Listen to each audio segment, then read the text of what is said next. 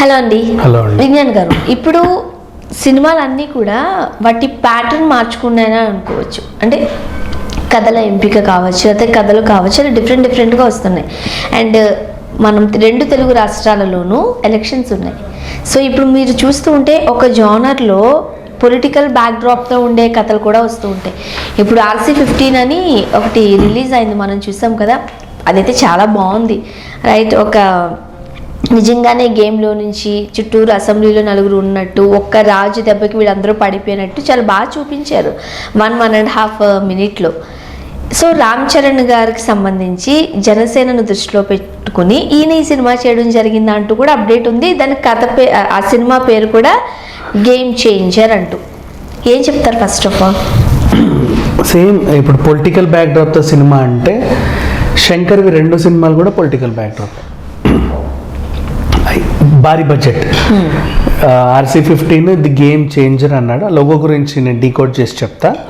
అలాగే కమల్ హాసన్ గారి ఇండియన్ 2 కూడా ఈసారి ఏంటంటే పొలిటికల్ మీద ఎక్కువ డైలాగ్స్ ఉన్నాయి, పాలిటిక్స్ని బాగా టార్గెట్ చేశారు, గట్టిగా పడతాయని చెప్పేసి వాదనలు వినిపిస్తున్నాయి. బోల్డ్ కమెంట్స్ కూడా పడ్డాయంటూ బాగా అనడం కూడా కాదు, బోల్డ్ కమెంట్స్ వచ్చాయి, వివాదాలు తప్పవా అంటూనే ఒక న్యూస్ వచ్చేసింది. సో ఇప్పుడు నేనేమనుకుంటున్నా అంటే శంకర్ RC-15తో తెలుగు రాష్ట్రాలను టార్గెట్ చేశాడు. కమల్ హాసన్ కూడా ఆయనకు పార్టీ ఉంది తమిళనాడులో, లాస్ట్ టైం నిలబెట్టారు కూడా కొంతమంది క్యాండిడేట్స్ని అక్కడక్కడ అడప. సో తమిళనాడు రాజకీయాల్లో కమల్ హాసన్ గారి డైలాగులు అంటే వాళ్ళకి ఏమైనా దుమారం లేదు. ఆయన కూడా పాలిటిక్స్ లో ఉన్నట్టు మంచి పార్టీ పెట్టాడు, ఆయన కూడా అనిపిస్తుంది ఏదో అనాలి కదా మరి ఆయన అనుకుంటాడు. మనం బయట అనలేం కాబట్టి సినిమాలో అనేస్తే పని అయిపోతుంది. ఇక్కడ అనేవి కాస్త వీళ్ళని అంటారు.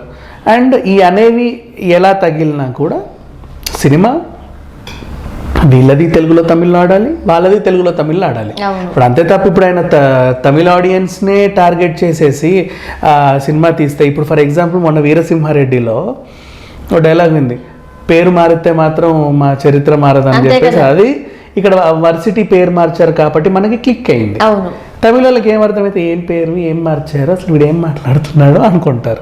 ఇప్పుడు ఆయన కూడా ఏం చేస్తాడు, ఇప్పుడు కమల్ హాసన్ గారు ఉన్నారు కాబట్టి ఆయనకు అక్కడ రాజకీయాల మీద పట్టు ఉంటుంది, స్టాలిన్ మీద ఎవరి మీద ఒక మంచి పని చేస్తాడు. మనకు తెలియదు కదా, because we don't follow their politics. మనం ఎందుకు రోజు వాళ్ళ రాజకీయాలు చూస్తాం చెప్పు, మనకు అవసరం కూడా లేదు అది. మన 2 తెలుగు రాష్ట్రాలే మనకి ఇంతే మూత బరువు, దానికి మళ్ళీ అక్కడ రాజకీయాలు మనకి ఎందుకు, ఈ అస్సాము ఛత్తీస్గఢ్ రాజకీయాలు మనకి ఎందుకు, ఆ తమిళనాడు మనకి ఎందుకు, అట్లా ఉంటుంది, కనెక్ట్ అవ్వదు.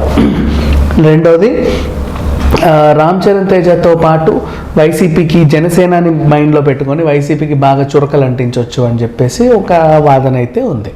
సో ఆ రకంగా చూసుకున్నా ఆ సినిమా వైసీపీని టార్గెట్ చేసి నువ్వు ఎన్ని డైలాగులు వేసినా సరే నీకు ఇక్కడ పేలుద్దేమో కానీ అక్కడ పేలదు. తమిళ్లో ఎందుకు పేలుద్ది, ఆ రకంగా ఉంటుంది. సో ఏదేమైనా సరే వీళ్ళు అందులోనూ రాజకీయం వాడినప్పటికీ న్యూట్రల్గా వ్యవహరిస్తే బేసిక్ ప్రభుత్వం మీద ఇటు కాకుండా అటు కాకుండా పోనీ ఇద్దరు కలిసి మోడీ టార్గెట్ చేస్తే రెండిట్లో ఆడతాయి, అది బెస్టే కదా. అంటే వాళ్ళు ఎలా ప్లాన్ చేసుకుని తెలియదు, ఆల్రెడీ షూట్ అయిపోయింది. మనం ఎందుకు ఇప్పుడు వాళ్ళకి స్క్రిప్ట్ ఇవ్వడం, వాళ్ళకి కానీ వాళ్ళ స్క్రిప్ట్ వాళ్ళకి ఆల్రెడీ ఉంది. సో ఆ రకంగా చూసుకుంటే అంటే న్యూట్రల్గా వ్యవహరిస్తేనే బాగుంటుంది. లేకపోతే ఇప్పుడు కమల్ హాసన్ గారు పార్టీ పెట్టారు కదా అని చెప్పేసి స్టాలిన్ మీద పంచులు, రామ్ చరణ్ తేజ గారు ఉన్నారు కదా అని చెప్పేసి ఇంకో పార్టీ మీద జగన్ మీద పంచులు వేస్తే ఇప్పుడు ఇవి పాన్ ఇండియా లెవెల్లో ఆడే సినిమాలు. పొలిటికల్ ఫైర్ అనేది పాన్ ఇండియా లెవెల్లో ఉండబోతుంది. పాన్ ఇండియా లెవెల్లో నువ్వు చూపించినప్పుడు ఇప్పుడు ఫర్ ఎగ్జాంపుల్ పంజాబ్లో కూడా రిలీజ్ చేస్తావు, వాడికి ఎందుకు మీ కోడికత్తి వ్యవహారాలు, వాడికి అనవసరం. అలాగే ఇంకో ఏదో కన్నడలో రిలీజ్ చేస్తావు, వాళ్ళకి దగ్గర కూడా రానివ్వరు మీ రాజకీయాలంటే.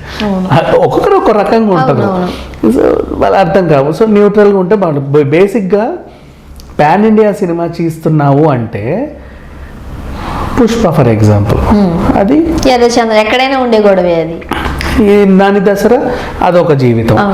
నెక్స్ట్ అలాగే సరే RRR అనుకో, అదొక కైండ్ ఆఫ్. ఇవి ఎక్కడైనా రిలీజ్ చేయమని చేసుకోవచ్చు. నువ్వు పొలిటికల్ డ్రామా కాన్సెప్ట్ ఎంచుకుంటే మాత్రం చచ్చినట్టు ఆ ప్రాంతం వరకే చేసుకోవాలి. ఎందుకంటే అక్కడ వాళ్ళే విజిల్ చేస్తారు, విమర్శలు కూడా అక్కడ వాళ్ళే చేస్తారు, మిగతా వాళ్ళు ఏదో చూసి చూడనట్టు వదిలేస్తారు. మనకి ఎందుకు వచ్చిన కూడా ఎక్కువ కూడా అంటే మనకు అర్థం కాదు ఆ సిచ్యువేషన్, మనం దానికి కనెక్ట్ అవ్వడానికి టైం పట్టేస్తుంది కదా. అంతే. అండ్ మొన్న మనకు పోస్టర్లో వచ్చాయి అభ్యుదయ పార్టీ అని తెలుగులో రాశాడు. అవునవును.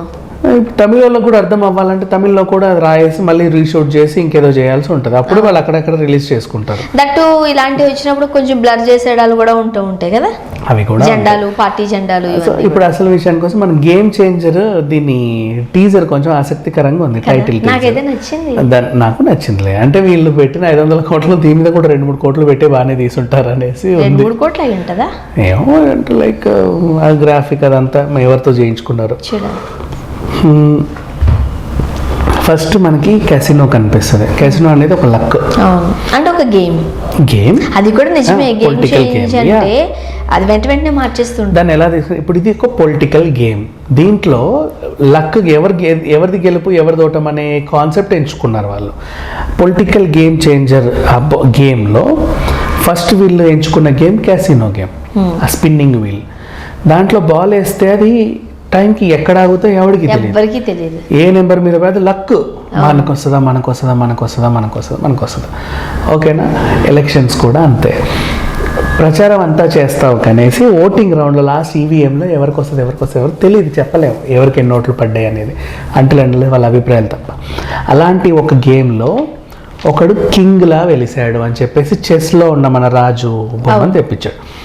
కింగ్, ఆ కింగ్ ఎవరికి కింగ్ అంటే అక్కడున్న ఆ పొలిటికల్ లైక్ అసెంబ్లీలో కూర్చొన్నట్టు చూపించి, ఫస్ట్ లో మీరు అన్నట్టు ఆ కెసినో అంతా చూపించిన తర్వాత దాన్ని వెనక నుంచి మారిపోయింది, అసెంబ్లీలో కూర్చున్నట్టు మనుషులు అట్లా నంబర్స్ కాదు, పార్లమెంట్ లాగా అది అట్లా అందరినీ పెట్టారు.